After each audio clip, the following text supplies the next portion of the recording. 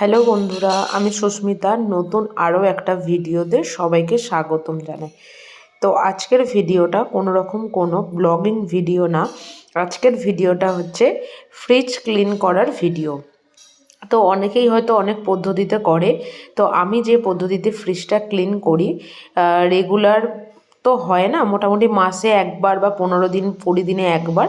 তো মোটামুটি এইভাবে যদি আপনারা ক্লিন করেন মোটামুটি 1.5 মাস হয়ে গেলেও মোটামুটি মানে ক্লিন করতে হয় না। তো মোটামুটি ফ্রিজের মধ্যে যা জিনিসপত্র ছিল সেগুলো আগে আমি প্রথমে বের করে নিয়েছি। তারপর একটা বালতির মধ্যে মোটামুটি একটা জল নিয়েছি, যেটাতে মোটামুটি একটা কাপড় ভেজানো যাবে, আর তার মধ্যে দিয়েছি হচ্ছে এক টাকা দামের শ্যাম্পুর পাতা। তো এরপর ভালো করে কাপড়টা তার মধ্যে ভিজিয়ে নিয়েছি।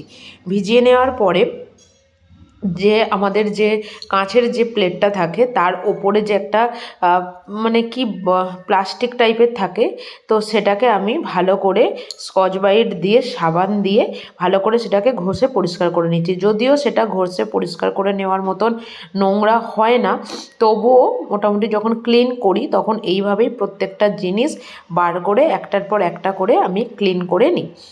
এরপর ফ্রিজটা মোটামুটি পুরোপুরি ফাঁকা হয়ে গেছে, আর নিচে যে সবজির জারটা দেখছেন ওটা 2-3 দিন আগেই ওটাকে ধুয়ে পরিষ্কার করা হয়েছে এবং সবজিগুলো সুন্দর করে ওর মধ্যে গুছিয়ে রেখেছি। সেই কারণের জন্য ওটাকে আর আজকে আমি পরিষ্কার করলাম না। এরপর ওই লেবু এবং শ্যাম্পু দেওয়া জলটাকে কাপড়ের মধ্যে ভিজিয়ে খুব সুন্দরভাবে ক্লিন করে নিচ্ছি। তাতে কি হয়, যদি ফ্রিজের মধ্যে কোনো দুর্গন্ধ থাকে, হতেই পারে যে তরকারি বা কোনো কিছু ফ্রিজটা দীর্ঘদিনের পরে একটা হালকা গন্ধ বেরোচ্ছে, তো সেটাও কিন্তু খুব ভালোভাবে মানে একদমই পরিষ্কার হয়ে যায়। এরপর ফ্রিজের মধ্যে যে বাস্কেট টাইপগুলো থাকে সেগুলো আমি খুলে নিচ্ছি, কারণ সেইগুলো যদি আটকানো থাকে তার যে ঘাঁজে যে কালো কালো নোংরাটা থাকে সেটা কিন্তু ক্লিন করতে খুব অসুবিধা হয়। এগুলো একটু ব্রাশ দিয়ে করলে বেশি ভালো হয়, যেহেতু আমি হাত দিয়ে করছি সেহেতু কাপড় দিয়ে মোটামুটি যতটা হচ্ছে ততটা ক্লিন করে নেওয়ার চেষ্টা করছি। কারণ ফ্রিজটা আমাদের অতটা নোংরা হয় না, মাসে একবার পরিষ্কার তো করতেই হয়। আর এইভাবে পরিষ্কার করলে কোনো রকম কোনো গন্ধ বা কোনো রকম কোনো মানে নোংরা জমে থাকে না। তো সেই কারণের জন্য একদম কোনা টু কোনা খুব ভালোভাবে কাপড় দিয়ে পরিষ্কার করে নিচ্ছি ঘষে ঘষে। তো চলো আস্তে আস্তে ফ্রিজটার এই লেবু এবং শ্যাম্পু দেওয়া জলটা দিয়ে খুব ভালোভাবে ক্লিন করে নেওয়া যাক।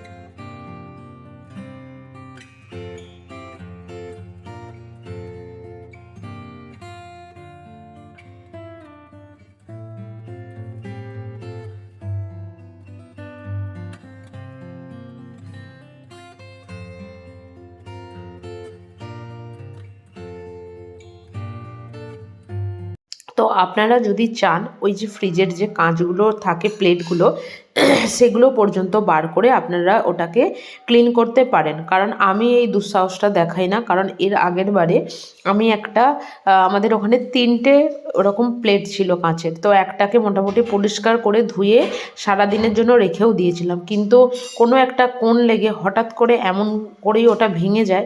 তো তারপর থেকে সেই দুঃসাহসটা দেখাই না যে ওটাকে বের করে পুরোপুরিভাবে ধুয়ে পরিষ্কার করার।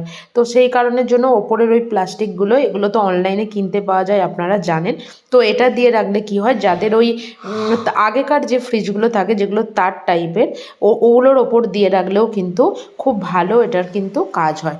তো সবটাই একদম পরিষ্কার করে খুব ভালোভাবে আমি এখানে বেশ অনেকক্ষণ ধরেই করেছি, কারণ আমার প্রায় 1 মাসের ওপর হয়ে গেছিলো। সেই কারণের জন্য একদম ভীষণভাবে পরিষ্কার করে নিচ্ছিলাম, যাতে কোনো রকম কোনো নোংরা কোনো কোণার মধ্যে না লেগে থাকে। তো চলো আস্তে ধীরে এগুলোকে ভালো করে আরও একটু পরিষ্কার করে নেওয়া যাক।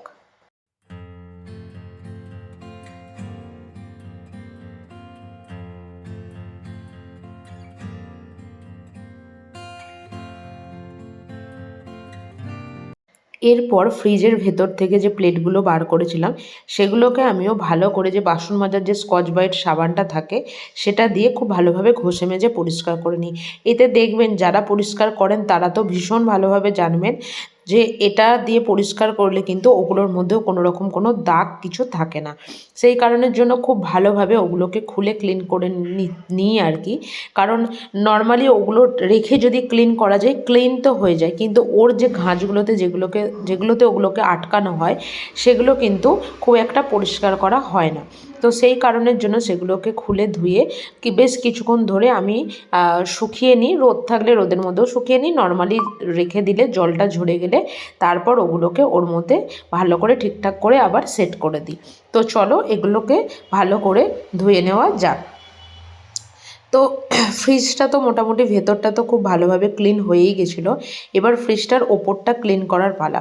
তো যাই হোক, আমাদের ঘরে কলিন ছিল, সেটা দিয়ে ফ্রিজে খুব ভালোভাবে এটাকে আমি ক্লিন করে নিয়েছি। ভীষণ চকচকে হয়ে থাকে, কারণ ফ্রিজের ভেতর যত না নোংরা হয় তার থেকে বেশি নোংরা হয় কিন্তু ফ্রিজের এই ওপরের পোর্শনটা, কারণ হাতের দাগ ধুলো সব কিছুই কিন্তু থেকে যায়। তো বেশ কিছুক্ষণ পরে আমি মোটামুটি ক্লিন হয়ে যাবার পরে যে বাস্কেটগুলো ছিল এগুলো আমার লাগাতে একটু সমস্যা হয়, তাই জন্য মানে পারি হয়তো কোনো সময় হয়তো হয়েও ওঠে না। তো সেই কারণের জন্য বড়মশাইকে বলেছিলাম এগুলো একটু সেট করে দেবার জন্য, তো উনি এগুলো সেট করে দিচ্ছেন।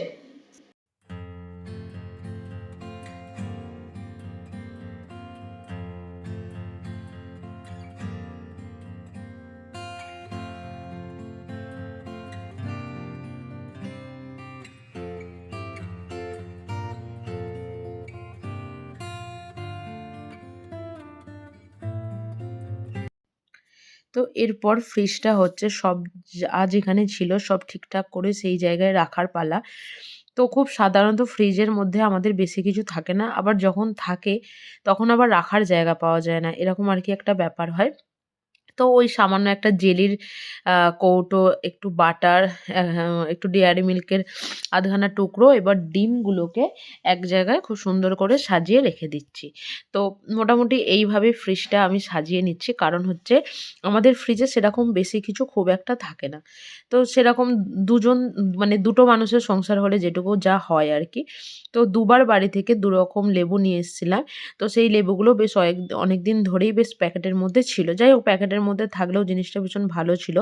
তো প্যাকেটের মধ্যে রাখলেও জিনিসটা ভালোই থাকে। তো যাই হোক, আমি সেটাকে সুন্দর করে গুছিয়ে রেখে দিলাম। তো চলো আস্তে, আস্তে ধীরে, ধীরে ফ্রিজটাকে মোটামুটি গোছানো আমার কিন্তু হয়েই গেছে। তো তোমরা দেখে জানিও যে ফ্রিজটা কেমন গোছানো হয়েছে, এবং তোমরাও বাড়িতে এইভাবেই ক্লিন করো। ভালো লাগলে ভিডিওটা লাইক করো, শেয়ার করো এবং চ্যানেলটি অবশ্যই সাবস্ক্রাইব করে রেখো। টাটা।